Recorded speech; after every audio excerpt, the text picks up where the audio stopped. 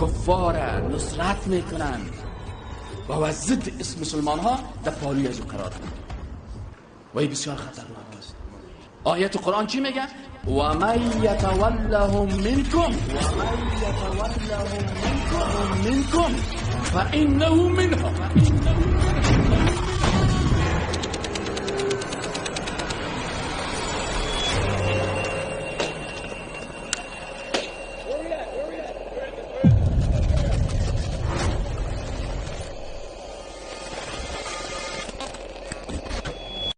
هر کسی که تولا کرد در عقیده چی رو بخوانین؟ عقیده تولا و تبرا را حتما بخوانین اگه میخواین که عقیدهتون چی شود؟ حفظ شود. این عقیده تولا و تبرا را از بسیاری کتابا و از بسیاری چیزا چی کردن؟ کشیدن که مردم نفهمن.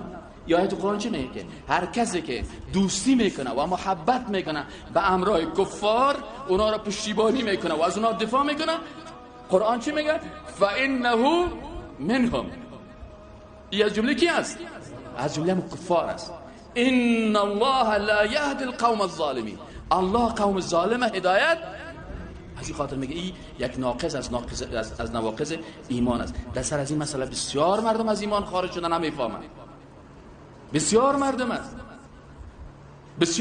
است. آیت دیگه چی میگن؟ لا یتخذ المؤمنون الكافرین اولیاء. مؤمنا کافرها را دوست خود نگیرن من دون المؤمنین.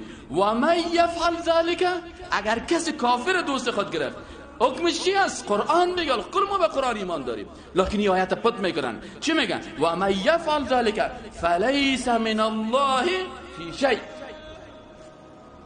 خلاص شد. از جانب الله در هیچ چیز نیست. نه در اسلام است، نه در ایمان است، نه در امت رسول الله صلی الله علیه و آله است. کل ارتباطش با خالق متعال شفت دلیت. برو گم شو میگن حالا او دیگه باز میخواد صاحب اهل فلانی خان 7 دفعه حج رفته، فلان دفعه 50 دفعه حج بیری، هیچ حج نرو. که تو کفار دوستی نکن. ألم تر إلى الذين تولوا